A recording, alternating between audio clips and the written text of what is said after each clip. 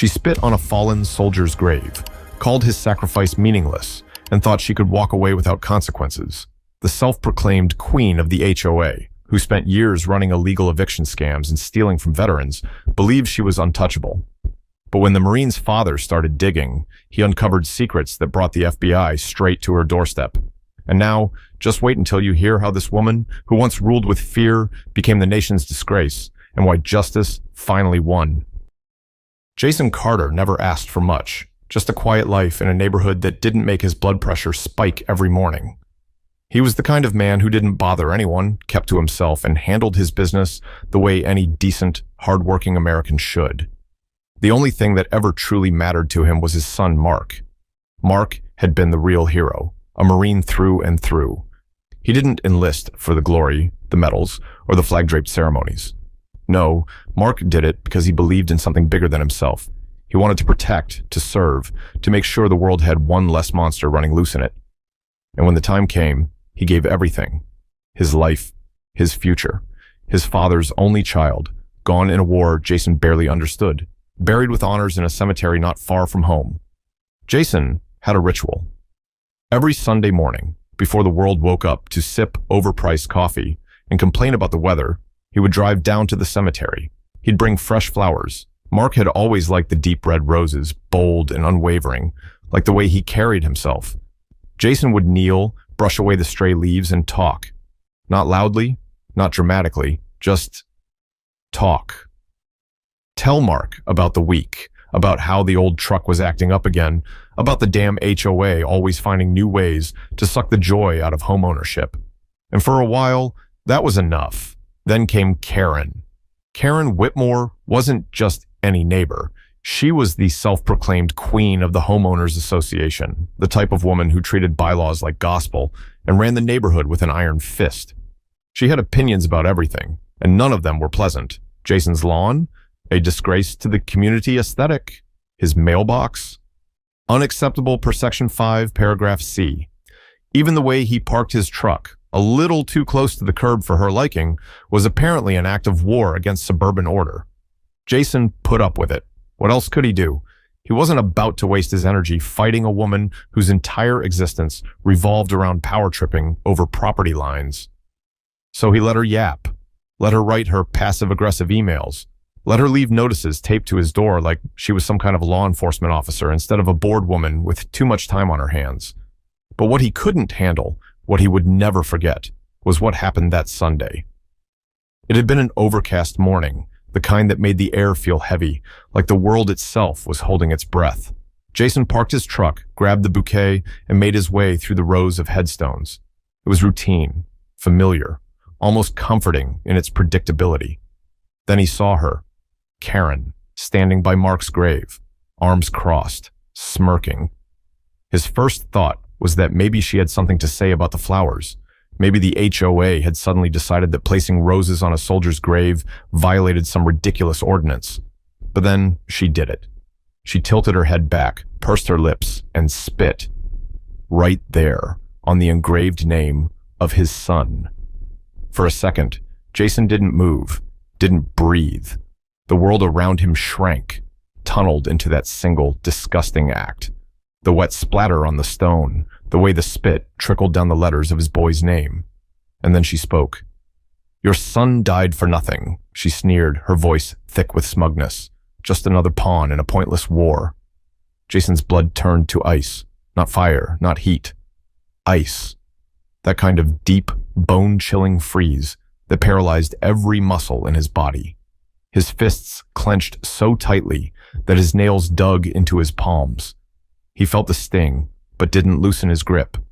Because if he did, if he let go of that last thin thread of control, he didn't know what would happen next. His son had taught him discipline, had told him over and over again that real strength wasn't in throwing fists, it was in knowing when not to. So Jason didn't move, didn't react. But inside, he was burning. Jason stormed back home, slamming the truck door so hard that it echoed down the empty street. His hands were shaking, his jaw clenched so tightly it felt like his teeth might crack. Every step up the porch sent another shockwave of rage through his body. He was ready to call the police, ready to report what had just happened, but then he stopped. His fingers hovered over his phone. He stared at the screen, at the numbers he could dial, and his gut twisted. Because he already knew how this would go. Karen Whitmore wasn't just some nosy neighbor with too much time on her hands. She was connected. She had the HOA wrapped so tightly around her bony little fingers that they practically danced when she pulled the strings. Her husband, a lawyer, her friends, city officials, bank executives, people with power. And Jason? Jason was just another homeowner. Just another name on the list of people she had made miserable. She'd spin it, call it a misunderstanding, maybe even claim he had been the aggressor. After all, who were the police more likely to believe? The respectable, wealthy woman who ran the HOA? Or the angry, grieving father whose only crime was loving his son too much? No, he wasn't about to walk into that trap, but that didn't mean he was about to let it slide. So he started digging. At first, it was just frustration-fueled curiosity. A few searches online, public records, old HOA reports, neighborhood forums. He figured he'd find the usual, a history of petty complaints, maybe some legal disputes over fence heights or tree placements. But the deeper he went, the uglier it got.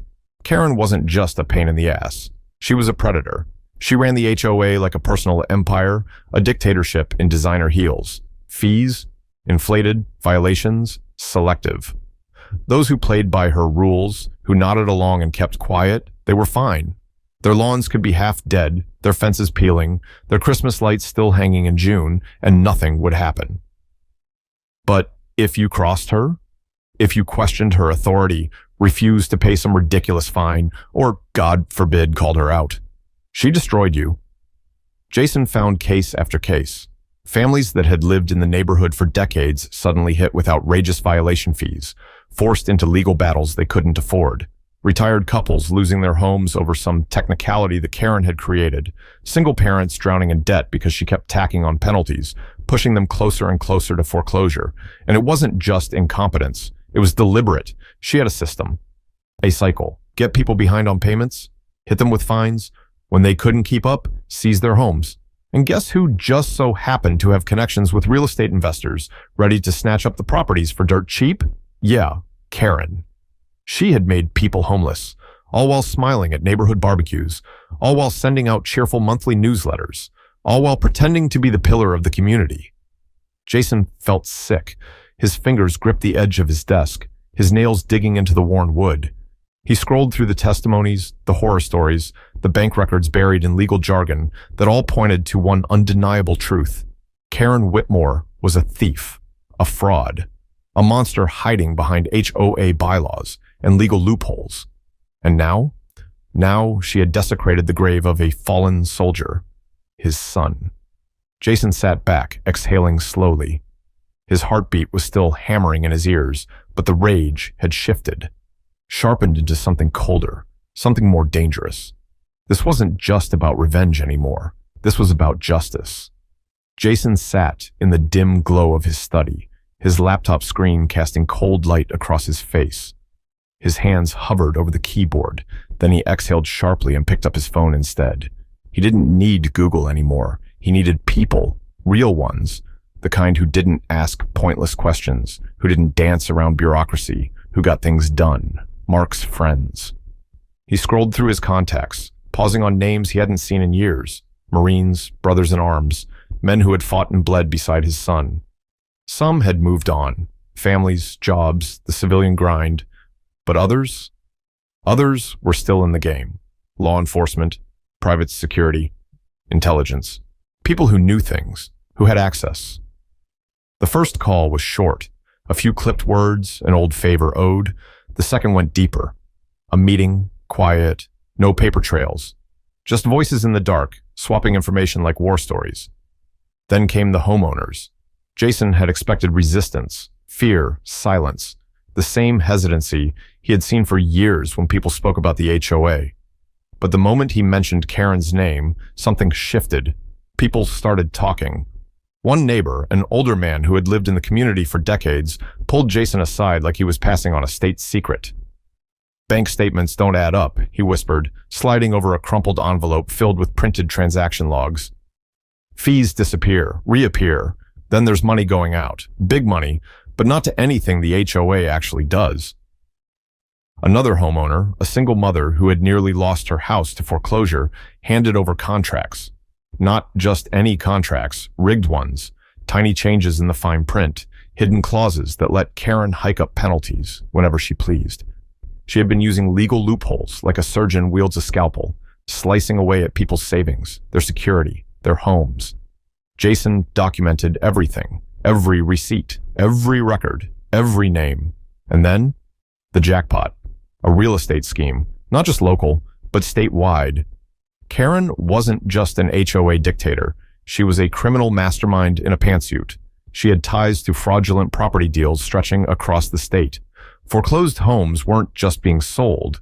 They were being funneled into a network of shady investors, all of whom had one thing in common: money laundering. Jason stared at the numbers, at the emails his Marine contacts had quietly pulled from private servers. It was all there, payments disguised as renovation costs, properties flipping hands 3-4 times in a matter of weeks, each time at an inflated price, soaking up government subsidies meant for struggling homeowners. And veterans? They were her prime targets, more than $500,000 siphoned from veteran homeowners, men and women who had served their country, who had come back looking for peace, for stability, only to be chewed up and spat out by Karen's system. Jason's stomach twisted as he stared at the final number: $537,842.12. That was how much she had stolen. This wasn't just about a grave anymore. This wasn't about a spit-stained headstone or a petty insult. This was about taking down a monster.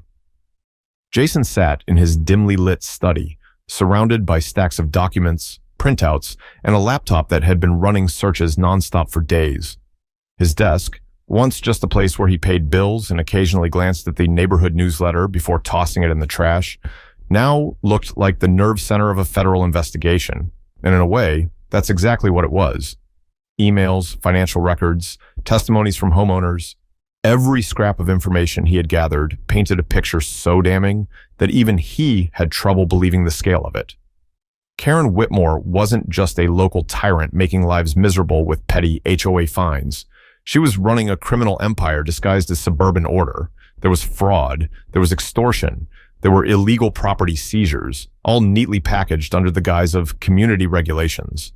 And worst of all, there was the targeting of veterans, men and women who had served their country, who had come home expecting some peace, only to have their homes ripped out from under them by a woman who viewed them as nothing more than a financial opportunity. Jason took a long, steady breath. He had everything. Now it was time to do something about it, and that meant going to the FBI. Jason didn't waste time with local law enforcement. No way. Karen had her claws in too many places: judges, city officials, real estate developers. One wrong move, and this entire case could get buried before it even saw the light of day. So he drove straight to the nearest FBI field office. No appointment, no warning. He walked in with a stack of files under one arm and the kind of look on his face that made the receptionist hesitate before asking if he had an appointment. "No," Jason said flatly, "but I have evidence of federal crimes." That got their attention. He was led into a plain, windowless office where an agent, Special Agent Nolan according to his badge, sat across from him, flipping through the first few pages of Jason's carefully compiled report. Jason could see it happening: the dismissiveness, the skepticism. Another HOA dispute, another homeowner with an axe to grind. Agent Nolan let out a short sigh, setting the papers down. "So, Mr. Carter, I understand that homeowners associations can be frustrating, but..." Jason slid another folder forward, his jaw tightening. "Keep reading."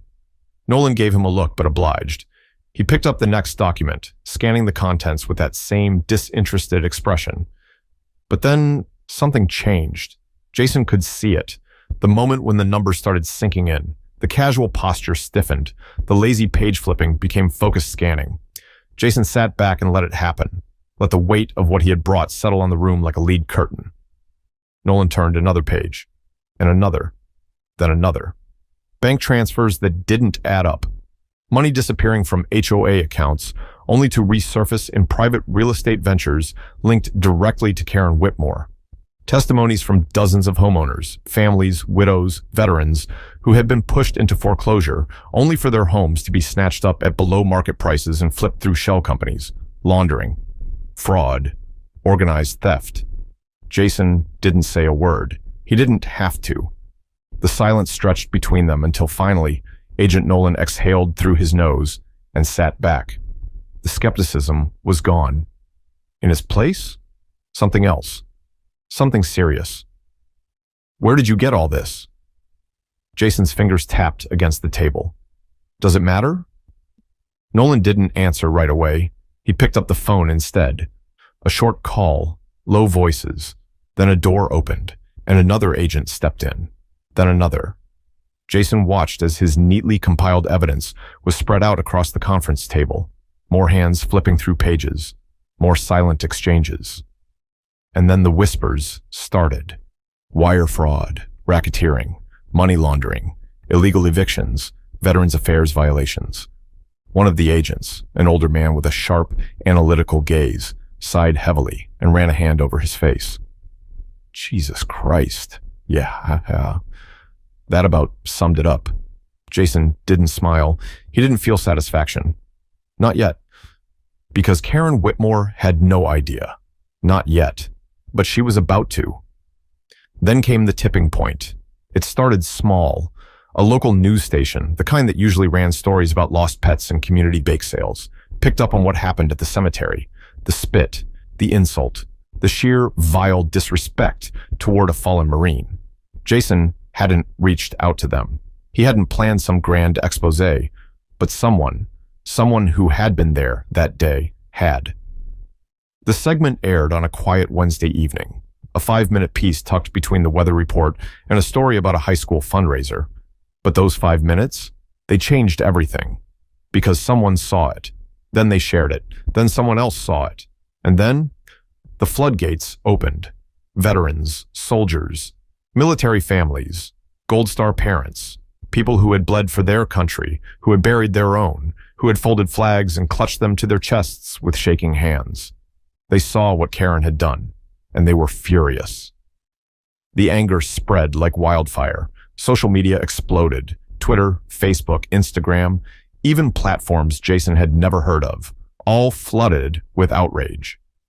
The video clip from the news broadcast was shared millions of times, but that wasn't what did the real damage. The real damage came from the veterans themselves. They started talking about what it meant to serve, about what it meant to lose someone, about how men and women had died to give people like Karen Whitmore the freedom to stand on American soil and spew garbage like that.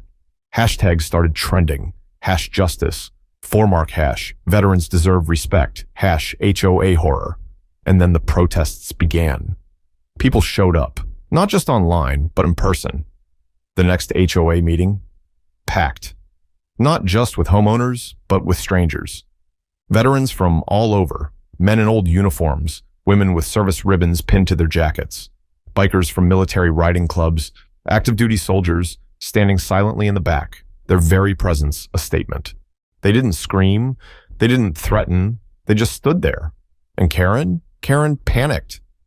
She knew how to handle HOA disputes. She knew how to intimidate homeowners, how to twist bylaws into weapons, how to manipulate the system in her favor. But this was bigger than an HOA fine. This was the entire damn country watching her. So she did what people like her always do when they realize they've been caught. She lied, she spun it. It was taken out of context.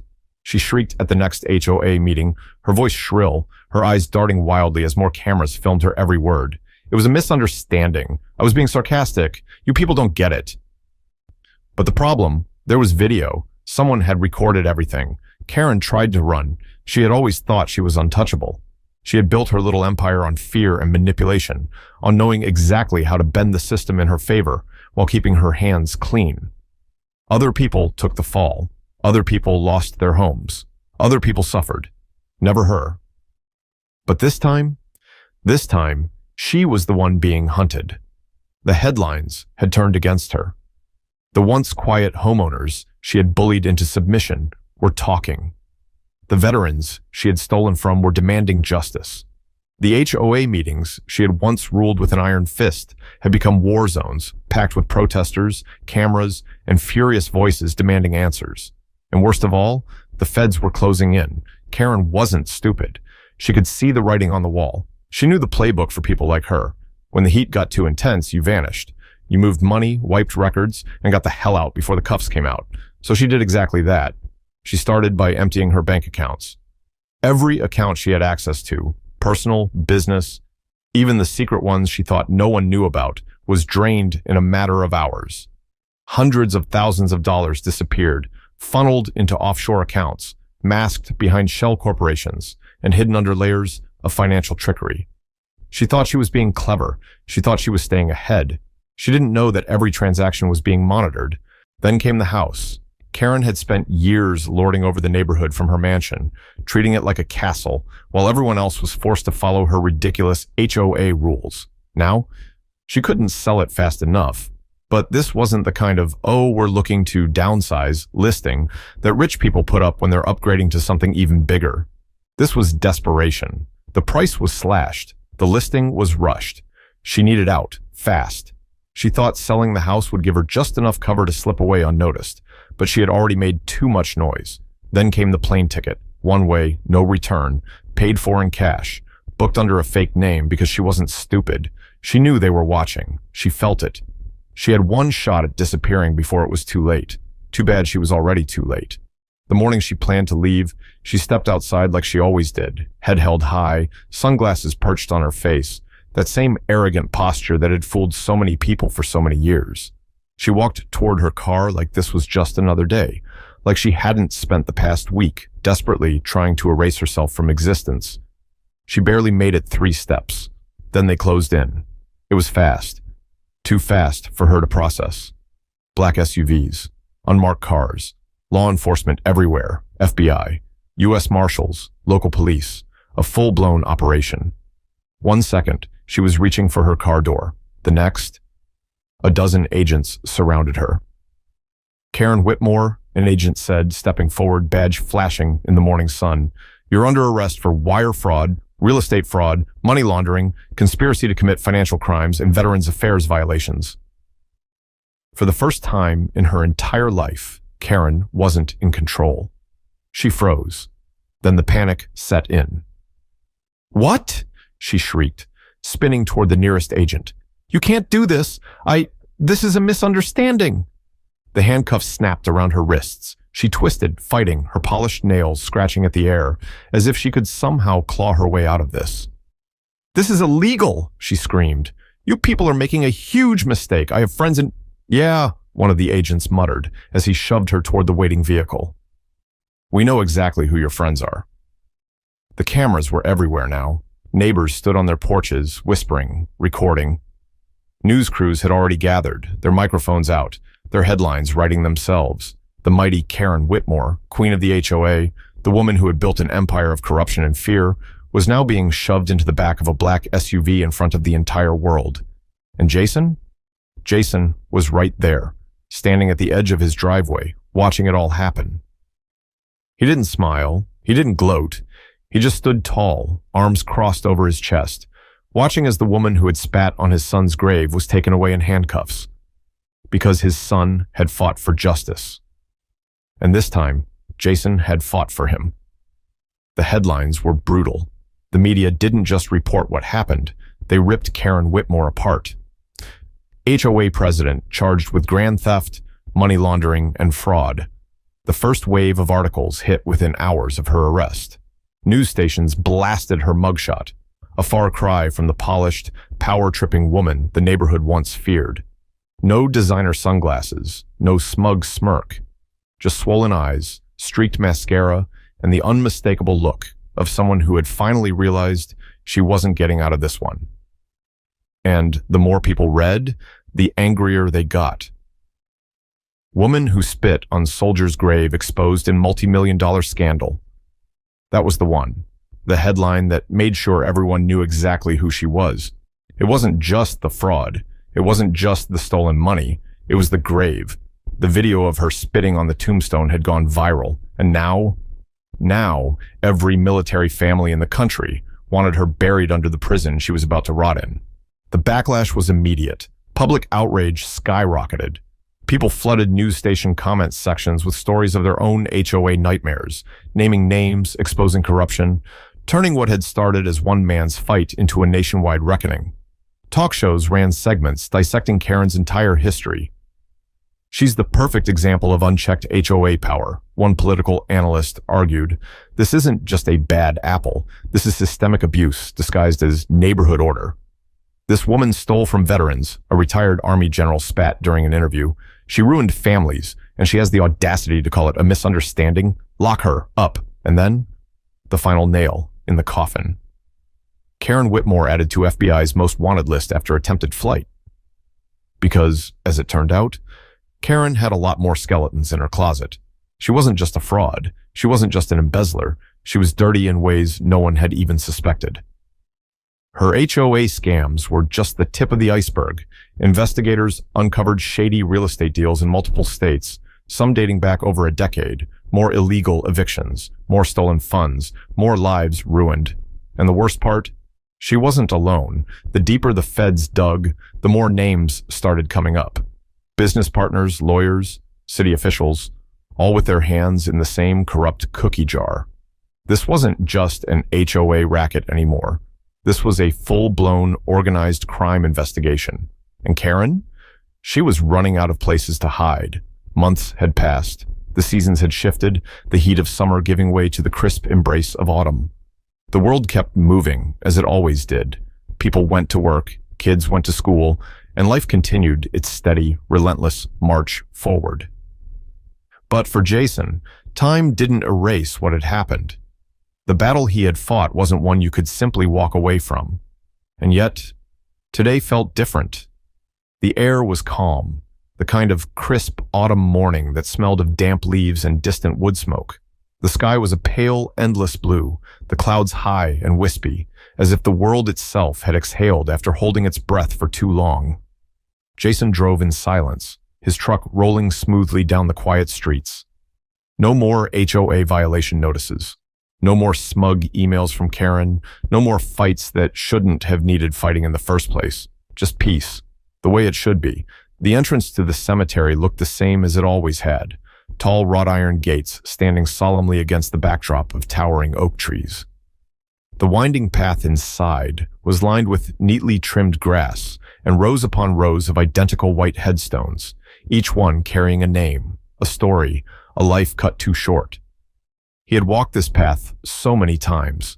It never got easier. He parked in his usual spot, reached over to the passenger seat, and picked up the bouquet of red roses.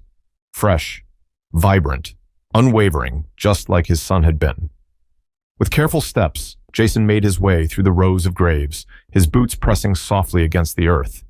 He could feel the weight of it all, not just his own loss, but the quiet, collective grief that lingered in places like this. The unspoken sorrow of every single family that had stood right where he was standing now, looking down at a piece of stone where a person used to be. Then he reached it. Mark Carter, United States Marine Corps, 1989-2023. Honor, courage, sacrifice. Jason knelt down, the coolness of the stone grounding him. He ran his rough, calloused fingers over the engraved letters, tracing them slowly, reverently. The weight in his chest settled, not crushing this time, not unbearable, just there, a part of him, like it always would be. With quiet care, he set the bouquet down, adjusting the flowers so they wouldn't tip over in the breeze. Then, for a long moment, he simply sat there. The wind rustled gently through the trees, carrying the faintest scent of autumn, earthy and cool, tinged with distant rain. The world around him was silent, except for the occasional chirp of a bird or the hushed whispers of leaves shifting in the wind. It was peaceful, and that was all he had ever wanted for his son. Finally, after what felt like both an eternity and a single breath, Jason spoke. "You got her, kid." His voice was low, steady, not triumphant, not angry, just true. Karen Whitmore was gone. Not dead. That would have been too easy. She was something worse, forgotten, stripped of her power, left to rot in a federal prison where no one gave a damn who she used to be. She had spent years terrorizing people, manipulating the system, preying on the weak. She had built her entire life on the belief that she was untouchable, that no one could challenge her, that she could do whatever the hell she wanted and never face a single consequence. But she had been wrong. So unbelievably, gloriously wrong. The last time Jason had seen her, she had been in cuffs, shoved into the back of a black SUV, her mouth still running, but her words carrying no power anymore. He had watched as the cameras captured the moment, as her once polished life crumbled into scandal, disgrace, and prison bars. And the best part? Jason hadn't had to lift a finger. No violence, no threats, no revenge plots. Just patience. Just the truth. Some battles weren't fought with guns. Some weren't fought on the battlefield. Some were fought with time, with persistence, with the unwavering determination of a man who refused to let his son's legacy be tarnished. Because this fight, it had never been about getting even. It had been about justice. Jason let out a slow breath, one he hadn't realized he had been holding. His hand rested on the cool stone one last time, fingers pressing lightly against his son's name. Then he stood. The breeze picked up slightly, ruffling his jacket, whispering through the rows of graves like a distant voice carried on the wind. He didn't believe in signs, didn't believe in fate or spirits or any of that mystical nonsense. But for the first time in a long time, he felt like his son was there, watching, listening, at peace. Jason gave the headstone a small nod, then turned and walked back to his truck, his steps steady, his heart a little lighter. Because in the end, justice always wins.